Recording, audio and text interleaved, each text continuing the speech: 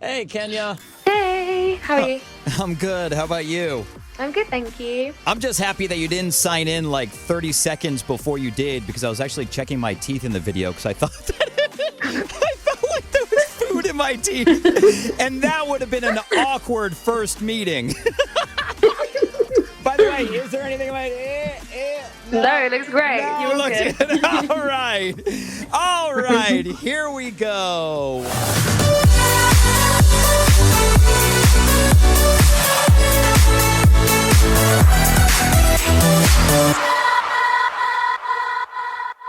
Kenya Grace, welcome to America's Dance 30 for the first time. It's great meeting you. Thank you so much for having me. Absolutely. And there is a lot to congratulate you on. So you might just want to kick back, get comfortable. Feel free to take a nap if you want to take a nap. So earlier this year, you signed your first ever record deal, which is awesome. Congratulations on that. Thank you. You are on your world tour right now. Congratulations on that. Yeah, that one is really crazy. Yeah, I bet. And then congratulations on Strangers going number one on not only the U.S. dance chart, but it went number one on the U.K. chart a few weeks ago too, which is amazing. It's honestly like a dream. I feel like I'm just going to wake up at any moment. It's just none of it's going to have happened. Let's not wake up because it is an amazing dream. Oh, and P.S., you also made history by being only the second British female solo act to go number one with an entirely written and self-produced track. That is amazing. So crazy. I feel like it's just mental. And the only other person to do it was Kate Bush, which is like wild, amazing. Yeah, and obviously the story behind that is insane because the song was like 20 years old, which is crazy. Oh yeah, that's like mad. Yeah, so we're not going to count that one. Well, congratulations on all of that. I can't wait to find out how Strangers was born. But first, since this is the first time we're chatting, let's get to know Kenya Grace a little better with Finky's firsts. Okay.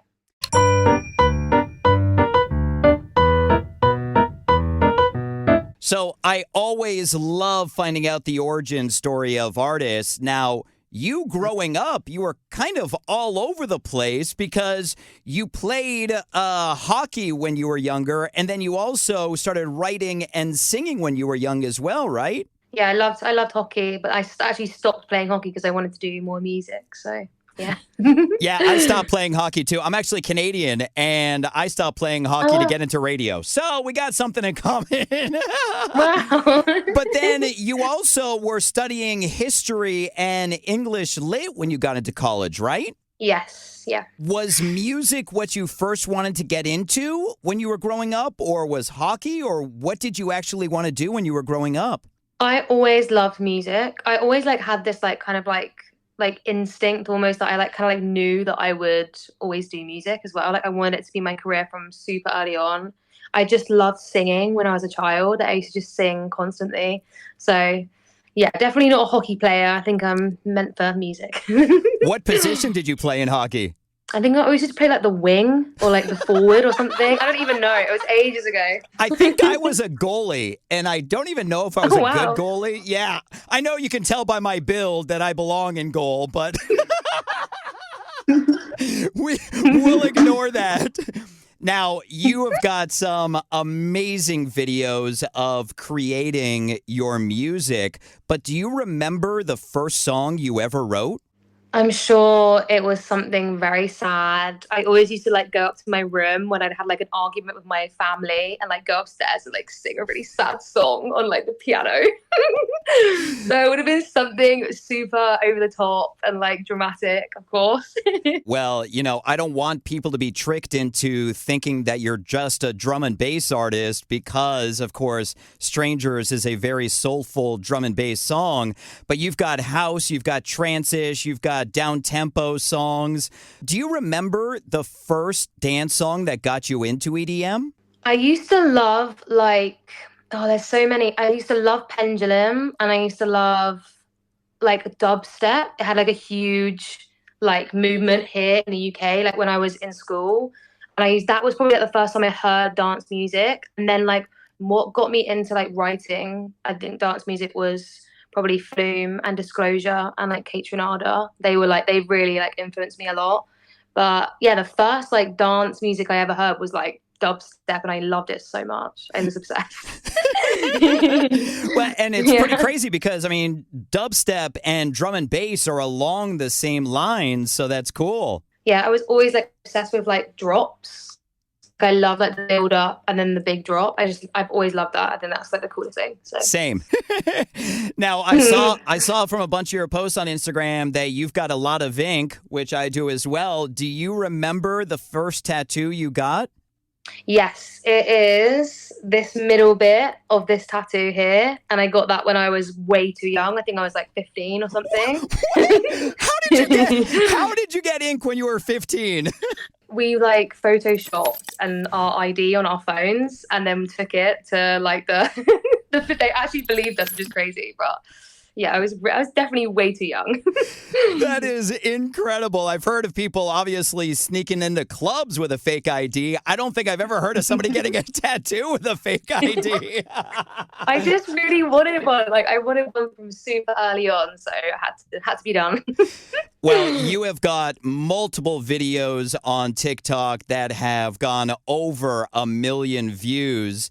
Do you remember the first thing you did when your first video went viral? I know the first video that ever went past 1 million views on TikTok or Instagram was a song that I wrote called After Party Lover. That's the first one. I put like a video of me playing it on the machine and singing it in my room, and that's the first one that like got over 1 million views, I think. So take us through the process, because I've come close. One of my videos hit 1,000 views. No, I'm joking. Take us through the process, though, of what it's like when a video does go viral, like the emotions and everything that you go through with it. it's crazy. Like I feel like you never really expect it. Always for me, it's like the ones that I don't think people will like that I just post, and I'm like, I barely spent any time on this one. Like I didn't really think that I like put too much thought into it, whatever. And then I like leave my phone for the night, wake up in the morning, and I'm like, damn, that's like quite a few views now. Like it's crazy. But I'm always like so shocked though. Like I'm always like, wow, people actually like this. Crazy. It's so funny that you Yeah. put it that way, because I remember chatting with BB Rexa about that and how frustrating it is, because all of the stuff that we put a lot of work into doesn't do anything, and then you post stuff that Why doesn't. is that? It's so annoying. That always happens. I literally don't understand. I'm happy it happens to other people, to be honest. This is like great for my mind. Yeah, absolutely. It's happening to everybody else, and it's so frustrating because somebody who prides themselves in putting a lot of work into making sure that something is good, when it's the stuff that doesn't, it's like, oh, come on. Literally. Yeah, well, finally, in honor of Strangers going #1, which is a song pretty much about getting ghosted after hooking up with somebody, we are having this chat the day before Halloween. Do you remember your first Halloween costume? No, but it would have been definitely something basic because I need to like put more effort in definitely in the future, but I would probably been like a cat or like a witch or something. If it was a cat, I've got no problem with that because I'm a proud cat dad, so I'm good with it. Aw. Shout out Tucker, who watches all of my chats. Aw. Let's talk about your #1 smash, Strangers. How was this song born? So I wrote it in my room, like everything else. And I remember like thinking before I wrote this song that I wanted to like create something that's like more ethereal sounding, like with the production and like the vocal arrangement and stuff.